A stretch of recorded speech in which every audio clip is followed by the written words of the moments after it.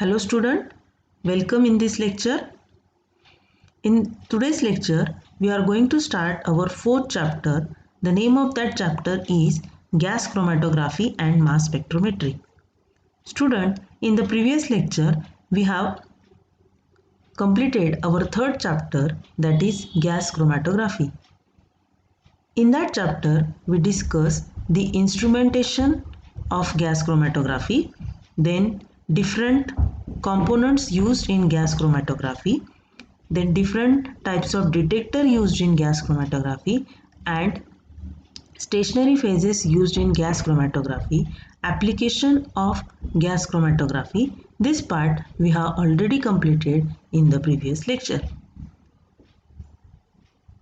So we are going to start our fourth chapter, that is GCMS.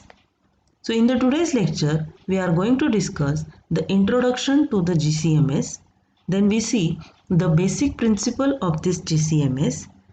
After that, we see the instrumentation of GCMS and different interfaces used in GCMS. This part we are going to discuss in the today's lecture. So we start with our first, that is GCMS. The full form of this GCMS is Gas Chromatography Mass Spectrometry. Is an analytical method. GCMS is the analytical method that is combination of two techniques, that is gas chromatography and mass spectrometry. In the gas chromatographic technique, we used for the detection and separation of compound when present in a small quantity. While in mass spectrometry, mass spectrometry provides us with the structure of the compound. Means identification of compound takes place. This is the fastest technique for the identification and separation of compound. So here the figure is also mentioned. Gas chromatography principle, it separates the mixture of compounds into the individuals, while mass spectrometry, it identifies the molecule based on their mass. That means gas chromatography is the separation technique, mass spectrometry, it is the identification technique, and GCMS, it is the combination of these two techniques, gas chromatography and mass spectrometry. That's why the principle of this GCMS, it is a chemical analysis technique combining two instruments to provide for the powerful separation and identification of compounds. Okay, so this is about the introduction to the GCMS. Then we see the principles of this GCMS. The sample solution is injected into the GC, where it is vaporized and swept into the chromatographic column by the carrier gas. The sample flow through the column and the separation occur by interaction of sample with the stationary phase. The compound leaving the column enter into the ion source, where the compound's eluted is converted into the ions. Gas chromatography, mass spectrometry separate the mixture of compounds into the individual identities, molecules based on their mass. Chemical analysis technique combining two instruments to provide the powerful separation and identification. GC means separation, MS means identification. When GC is combined with MS, a powerful analytical tool is created, and that is nothing but the GCMS. So we see the instrumentation part. In that the principle is explained. Here this part, it is a gas GC part, carrier gas and GCO1. This is a GC part. This one is the MS, mass spectrometer, and both are combined and they shows the GCMS. So here the sample is injected into the sample is injected into the gas chromatogram, where it is vaporized and swept into the column as by the carrier gas. So carrier gas, it is introduced from this inlet, introduced from this cylinder. Here the flow regulator is there. When the carrier gas is enter, sample is injected from this side. Then this sample, it is interact with the stationary phase passing through the column and enter into the ionization chamber. Ionization chamber, it is the part of mass spectrometer. So here the separation of ion takes place, and detector mass analyzer detect which types of ion present in it. That part observed in the mass spectrometer. So after that the computerized application is done and the recording takes place. So this is the instrumentation of GC-MS. This GC work on the principle that the mixture will separate into the individual substances when it is heated, and the sample introduced into the GC inlet vaporized at 250 degrees Celsius, then swept into the column by helium carrier gas and separate on the column. Sample compounds emerge from column, flowing into the capillary column, interface connecting the GC column and MS. This interface, it is connecting in GC column and MS, means mass spectrometer. Identification of compound based on its mass spectrum relies on the fact that every compound has a unique fragmentation pattern. Okay, so this is nothing but the instrumentation, and this is nowadays this instrument, it is used for the GC-MS.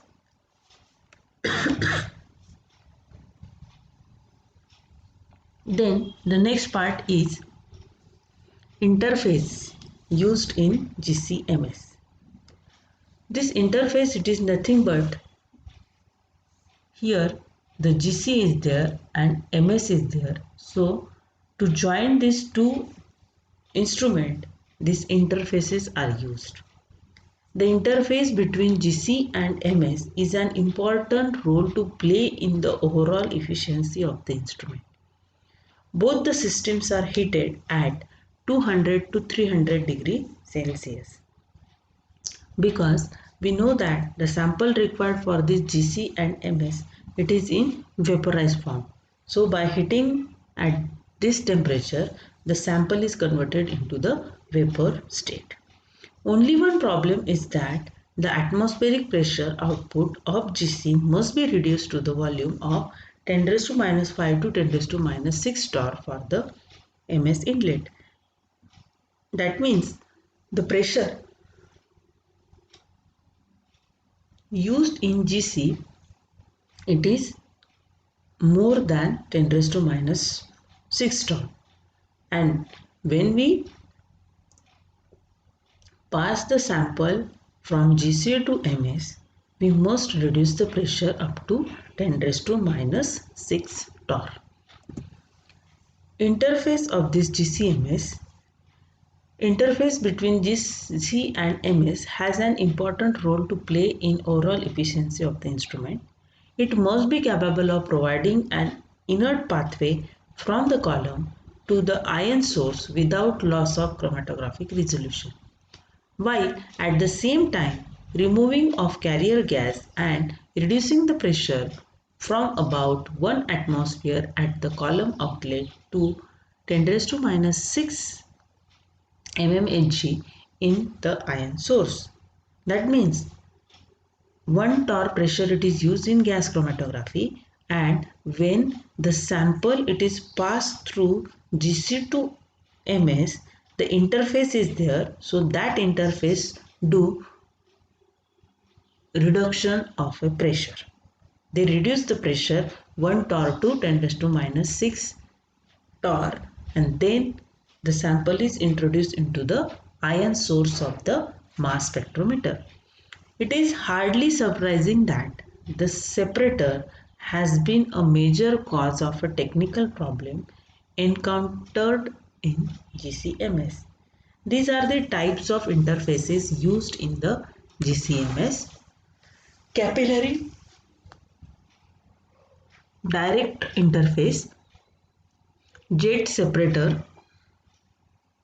It is also called the column packed, Watson-Beiman effusion separator.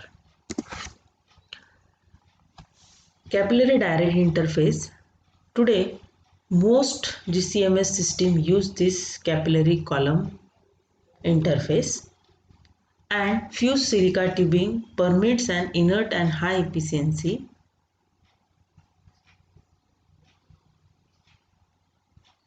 direct transfer between the system. Flow rate, it is 5 ml per minute, and this gives helium hydrogen carrier gas velocity, that is 25 to 35 centimeter per second, and the flow about 1 to 2 ml per minute. In the jet separator, the separator consists of two glass tubes aligned with a small distance between them, and the carrier gas entering from the GC column is pumped away by a separator vacuum system. The larger sample molecule maintain their movement and pass preferentially into the second capillary. Sample enrichment occur and the initial atmospheric pressure is reduced. Means this jet separator, what it do? There are in this separator two glass tubings are there with a small distance between them, and when the carrier gas is entered from the column, it is pumped away by the separator vacuum system. Then the large sample molecule maintain their movement, pass through the second capillary, and the sample enrichment occur and initial atmospheric pressure is reduced. The last, Weizmann-Biermann effusion separator. It consists of a sintered glass tube, a carrier gas, usually helium, pass preferentially through the sintered glass tube, and effluent in the concentrated by a factor of up to 100. The gas flow rate is in order of 20 to 60 ml per minute. Then the need of GC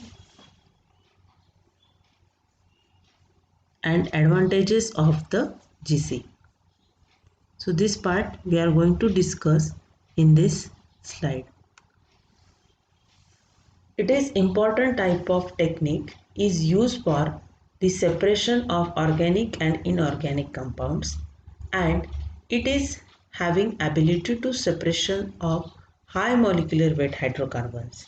Means in the GC we can separate the high molecular weight hydrocarbons. It is important type of technique is used for the separation and identification of volatile compounds also. It is important for the determination of fragmentation pattern of the compound. It is also important for the determination of protein, peptides, amino acids, nucleic acid, as well as naturally or biological compounds. It is one of the powerful technique used for quantitative and qualitative analysis. Then advantages of this GCMS is it is important for identification of compound. It can provide a sensitive response to the most analytes. It is important to provide information of particular or specific class of compound. It can provide the information of structure or different structure of a compounds. It is having high resolution and separation capacity. It is a time saving technique having high resolution capacity. It is the most important, it is important determination of molecular weight as well as fragmentation pattern of the compound. It shows good accuracy and precision, and it is simple, rapid and reproducible technique. Okay student, so in this lecture we are going to remember the points is that first we remember the exact meaning of this GCMS. What is the principle of GC? What is the principle of MS? And combination of this principle, it is nothing but the principle of GCMS. Then after that, you must remember the instrumentation part. In the instrumentation part, GC technique means carrier gas is introduced, sample is introduced, then all these are combined in the column, they interact with the stationary phase and then it is transferred to the ion source. Means separation takes place in the GC. While ion source, it is the part of mass spectrometer. So in that the ions are separated and analyzed in the mass analyzer, and finally we can detect which types of ion is there, and by identifying that ion we can easily identify the compound. Okay, so instrumentation, in that combination of GC and MS instrumentation you have to remember. Then after that, this combination of GC and MS, it is done by the interface. So it is the mediator between the GC and MS. So what is the role of this interface? This interface control the pressure, because the GC required 1 torr pressure while MS required 10 raised to minus 6 torr pressure. So when the sample is coming from the GC, the interface reduces the pressure and then enter into the MS. So whatever the condition required for MS, that can be monitorized in the interface part. There are different types of interfaces are used, so you have to remember that types and the exact meaning of that interface you have to remember. Okay student, and what is the advantages of this GCMS?